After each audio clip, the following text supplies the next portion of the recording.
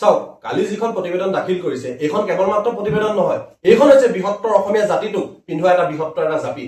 আপোনালোকে জানে যে সংবিধানৰ 342 নং অনুচ্ছেদত সম্পূৰ্ণ স্পষ্টভাৱে লিখা আছে যে জনজাতিকৰণ কেৱল দুটা ষ্টেপ আছে জনজাতিকৰণৰ, এটা হৈছে ST হিলছ আৰু এটা হৈছে ST প্লেন। কিন্তু তেনেস্থলত কাৰ স্বাৰ্থত আহি পেলাই ST ভি প্ৰদান কৰা হৈছে? ST ভি মানে কি আমি সেইটো কথা এতিয়ালৈকে গম পোৱা নাই। কিন্তু ST ভি দি পেলাই আমাক কেৱল 26ৰ নিৰ্বাচনৰ বৈতৰণিটো পাৰ কৰিবলৈ কিবা ভেলেকিবাজি মাৰিছে। এই ভেলেকিবাজি আমাৰ কোনো প্ৰয়োজন নাই। One state one tribe one ST আমি সকলোৱে জানো আৰু সকলোৱে আমি প্ৰত্যেকবাৰে কৈ আহিছো। তেনেস্থলত কিয় গোৱালপাৰা জিলা লৈ পেলাই আমাক এক ভাগ বতৰা কৰা হৈছে?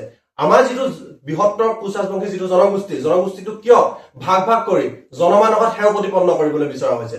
যদি কেনেবাকে এইবাৰ নিৰ্বাচনৰ পূৰ্বে এই জনগোষ্ঠীটোক যদি ভাগ ভাগ কৰি নিৰ্বাচনৰ বৈতৰণিটো যদি পাৰ কৰিব বিচাৰে তেনেহলে পুনৰ অসম জ্বলিব।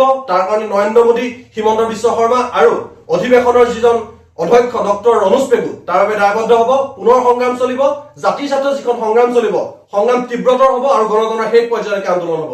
ধন্যবাদ।